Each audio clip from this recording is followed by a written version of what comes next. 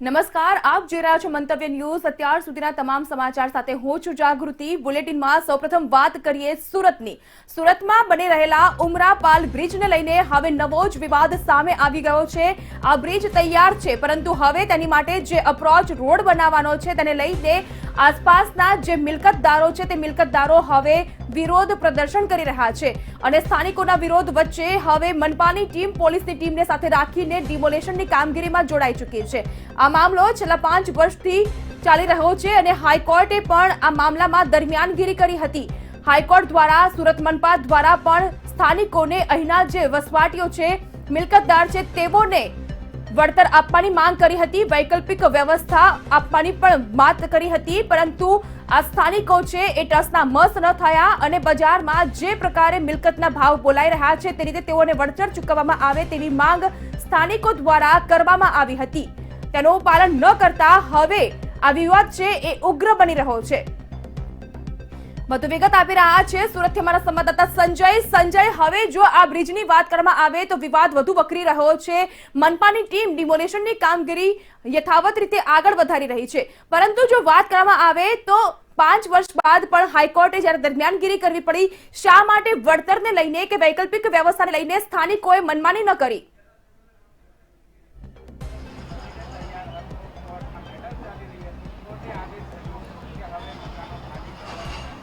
સુરતનો પાલથી ઉમરાનો જે બ્રિજ છે 5 વર્ષથી બનીને તૈયાર હતો, પરંતુ જે મિલકતદારો છે તેઓ મિલકતોનો કબજો સોંપવા તૈયાર ન હતા। 20થી વધુ મિલકતદારો અહીં હતા કે જેમની મિલકતો ડિમોલિશન કરવી પડે તેવી પરિસ્થિતિ હતી। કબજો સોંપવા માટે તૈયાર નહોતા લોકો, ત્યારે પરિસ્થિતિ એ આવીને ઊભી હતી કે અહીં જે મિલકતદારો છે તેમની માંગ પણ હતી કે સરકારી નોકરીની એક માંગણી તેઓ કરી રહ્યા હતા। આવી પરિસ્થિતિમાં લોકો પણ વિરોધ તો ચોક્કસ કરે છે, કારણ કે તેઓની માંગણી વૈકલ્પિક વ્યવસ્થાની હતી। ડિમોલિશનની જે કામગીરી છે આ કામગીરી અહીં કરવામાં આવી રહી છે। સુરત મહાનગરપાલિકાની ટીમ અહીં આવી પહોંચી છે। આપ જણાવશો, આ ડિમોલિશનની કામગીરી થઈ રહી છે, લોકોનો પણ વિરોધ થયો છે, શું કહેશો? હલો, લોકો તો અમે 2 દિવસ પહેલાં ફરી લીધું, બધા જાતે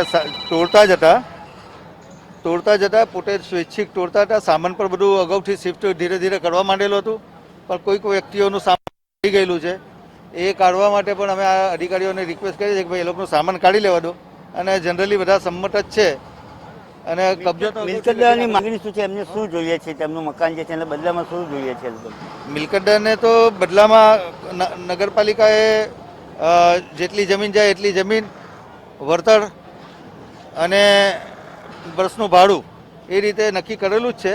અને એ કબજો પણ અગાઉથી આપી જ દીધેલો હતો, લેખિતમાં કબજો અગાઉથી આપેલો જ હતો, એટલે પણ સામાન થોડું ખાલી કરવાનું બાકી રહી ગયું। જમીન કઈ જગ્યાએ આપી છે? બાજુની જમીનમાં જ જમીન આપી છે, નજીક જ।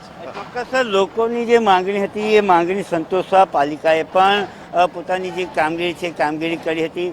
આ મકાન આપ જોઈ રહ્યા છો જેનું ડિમોલિશન થઈ રહ્યું છે। આ મકાન 10થી 12 જેટલા મકાનો છે જેનું ડિમોલિશન કરવામાં આવશે, અને અહીં તેઓની જે માંગણી છે કે વૈકલ્પિક વ્યવસ્થા તેઓને મકાન મળે। એમનું જે મકાન ડિમોલિશન થઈ રહ્યું છે તેનાથી માત્ર 10થી 12 ફૂટ દૂર એક ખુલ્લો પ્લોટ સુરત મહાનગરપાલિકાનો છે, અને આ પ્લોટની અંદર તેઓને જગ્યાની ફાળવણી કરવામાં આવી છે। કંઈ જોઈ શકાય છે કે પ્લોટ ખુલ્લી જગ્યા છે, સુરત મહાનગરપાલિકાના કબજા હેઠળની આ જગ્યા છે। જે મિલકતદારોની મિલકત અહીં ગઈ છે તેમને પણ અહીં જગ્યા આપવામાં આવી છે। વરિષ્ઠ પત્રકાર વૈશાલીબેન આપણી સાથે છે। બેન, જણાવશો આ લોકોની જે માંગણી હતી કઈ કઈ માંગણીઓ છે અને પાલિકાએ કઈ તૈયારીઓ કરી છે? એ લોકોની માંગણીઓમાં મુખ્યત્વે કે એ લોકોને જે વૈકલ્પિક પ્લોટ જોતો હતો તે જ વૈકલ્પિક પ્લોટ એસએમસીએ આપ્યો। તદુપરાંત તેઓએ એ પ્લોટ ઉપર બાંધકામ કરવા માટે જે ખર્ચો થવાનો હતો એ ખર્ચો પણ માંગ્યો હતો, અને સાથે સાથે પોતાનું મકાન જે આપ્યું છે એનું વળતર માંગ્યું હતું। આ તમામ માંગણીઓ એસએમસીએ સ્વીકારી હતી। કેટલીક અવ્યવહારુ માંગણીઓ એસએમસીએ ફગાવી પણ દીધી હતી। છેવટે અંતિમ નોટિસ જ્યારે લાઈન દોરીની આપવામાં આવી ત્યારે કેટલાક 10 જેટલા લોકો ફરીથી કોર્ટમાં ગયા હતા।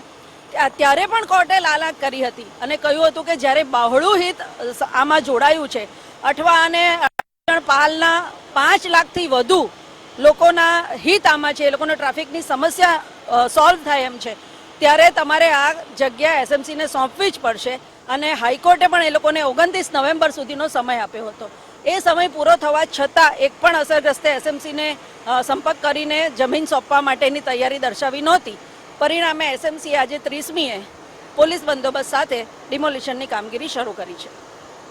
સુરત મહાનગરપાલિકાએ સખ્તાઈથી કામગીરી હાથ ધરવામાં આવી છે. જગ્યા ફરી એકવાર બતાવી દઉં કે એમનું જે મકાન છે, જે મકાનનું ડિમોલિશન થઈ રહ્યું છે એની એકદમ સામે, એટલે કે માત્ર 20 ફૂટ દૂર જે જગ્યા ખાલી પ્લોટ જે આવેલા છે એસએમસીના, એ જગ્યા મિલકતદારોને આપવાની તૈયારી બતાવી હતી. સાથે સાથે જગ્યા આપ્યા બાદ તેમને જે બાંધકામ કરવાનું હોય છે મકાનનું, એ બાંધકામ માટે તેમને 30 થી 35 લાખ રૂપિયાનો ચેક પણ આપવાની તૈયારી દર્શાવી હતી. પરંતુ તેમાં 20 મિલકતદારો હતા. તે 20 મિલકતદારોમાંથી મોટાભાગના મિલકતદારોએ એસએમસીની તમામ જે વાતો છે એ માની લીધી હતી. પરંતુ જે ડિમોલિશન આજે થઈ રહ્યા છે એ મકાનના જે મિલકત ધારકો છે તેમણે અનેક બીજી માંગણી કરી હતી. ખાસ કરીને સુરત મહાનગરપાલિકામાં સરકારી નોકરીની પણ તેઓ માંગણી કરી રહ્યા હતા. જોકે એ માંગણીઓ વ્યાજબી ન લાગતા સમગ્ર મુદ્દો હાઈકોર્ટમાં પહોંચ્યો હતો. હાઈકોર્ટે પણ દરમિયાનગીરી કરી હતી અને 29 નવેમ્બર સુધીમાં જો મિલકતદારો પોતાનો કબજો સ્વૈચ્છિક રીતે પાલિકાને ન સોંપે તો પછી ડિમોલિશનની પરવાનગી મળી હતી અને જેના કારણે આજે ડિમોલિશન કરવામાં આવી રહ્યું છે. અને જે મિલકતો નડતરરૂપ છે, મિલકતોને દૂર કરીને પાલ ઉમરા બ્રિજને વહેલી તકે શરૂ કરવામાં આવે એ દિશામાં સુરત મહાનગરપાલિકાએ કામગીરી શરૂ કરી છે. સાચી વાત છે સંજય કે અવ્યવહારુ માંગણીને બાદ કરતા તમામ માંગણી છે એ મનપા દ્વારા સ્વીકાર કરવામાં આવ્યો છે. હવે જે પીડિતોના મકાન તોડવામાં આવી રહ્યા છે, ડિમોલેશનની કામગીરી કરવામાં આવી રહી છે, તે અસરગ્રસ્તો છે એ ક્યાં વસવાટ કરશે? શું તેઓના માટે અત્યારે તાત્કાલિક ધોરણે કોઈ વૈકલ્પિક વ્યવસ્થા કરવામાં આવી છે કે કેમ?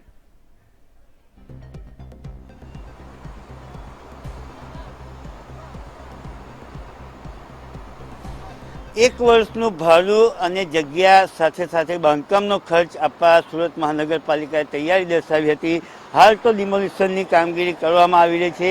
જેમણે શરતો માની હતી, જેમણે તમામ જે પાલિકા જે સુવિધા આપવાની તૈયારી દર્શાવી તેમાં સહમતિ આપી હતી, તેઓની વૈકલ્પિક વ્યવસ્થાઓ કરવામાં આવી છે. પરંતુ જેમણે કબજો નથી આપ્યો અને નહીં કે 29 નવેમ્બર સુધી તેમની જે સમય અવધિ પૂરી થઈ રહી હતી, એ સમય અવધિ પહેલાં તેમણે પાલિકાનો સંપર્ક કર્યો.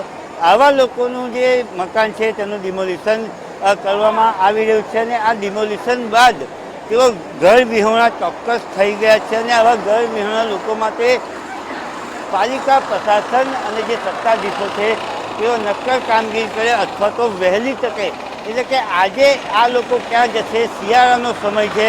આવી પરિસ્થિતિમાં જે પરિવાર ઘર વિહોણા થયા છે એમને યોગ્ય સુવિધા મળે એ દિશામાં કામગીરી તો સુરત મહાનગરપાલિકાએ કરવી જ રહેશે. હાલ જે મિલકત ધારકો છે જેમના મકાનોનું ડિમોલિશન થઈ રહ્યું છે તેઓનું ઘર્ષણ, વાદ વિવાદ, તેઓની જે ઉગ્ર ચર્ચાઓ છે તે ચર્ચાઓ તો યથાવત જ છે. દ્રશ્યોમાં પણ આપ જોઈ શકો છો, મહિલાઓમાં ભારે રોષ જોવા મળી રહ્યો છે. પરંતુ પાલિકા દ્વારા ડિમોલિશન કરવામાં આવી રહ્યું છે અને ડિમોલિશન બાદ તેમને વૈકલ્પિક વ્યવસ્થા, રહેવાની વ્યવસ્થા આપવામાં આવે તે દિશામાં પણ ચર્ચાઓ કરવામાં આવી છે. હાલ તો જે મકાન છે તેના ડિમોલિશનની કામગીરી પાલિકા હાથ ધરી છે. લોકોમાં ચોક્કસ રોષ છે. લોકો પોતાનું મકાન ડિમોલિશન થતાં ચોક્કસ જ રોષ વ્યક્ત કરી જ રહ્યા છે. પરંતુ વાદ વિવાદમાં વચ્ચે વાટાઘાટો, સમાધાનની પણ ફોર્મ્યુલા અપનાવવામાં આવી હતી. તમામ ફોર્મ્યુલાઓ નિષ્ફળ ગઈ છે અને એટલા માટે જ આજે આ પરિસ્થિતિનું નિર્માણ અહીં થવા પામ્યું છે. જી સંજય, આ સમગ્ર ઘટનાને લઈને આપણી પાસેથી પડે વિગત મેળવતા રહીશું, પરંતુ હાલ સમગ્ર જાણકારી બદલ આપનો આભાર. તો સુરતના આ દ્રશ્યો કે જ્યાં ઉમરાપાલ બ્રિજ છેલ્લા 5 વર્ષથી બનીને તૈયાર છે, તેના એપ્રોચ રોડ માટે જે મિલકત જોઈએ છે તે મિલકતને હટાવવા માટે અહીં મનપા દ્વારા નોટિસ આપવામાં આવી હતી. પરંતુ નોટિસનો અંતિમ દિવસ 29 નવેમ્બરનો વીતી ગયા હોવા છતાં પણ અહીં કેટલાક મિલકતદારોએ પોતાની મિલકત સોંપી નથી, જેને કારણે આજે પોલીસ કાફલો સાથે રાખીને મનપાની ટીમે હવે મિલકત તોડી પાડવાની ડિમોલેશનની કામગીરી હાથ ધરી છે. ત્યારે ઘર્ષણના દ્રશ્યો પણ ટીવી સ્ક્રીન પર આપ જોઈ શકો છો.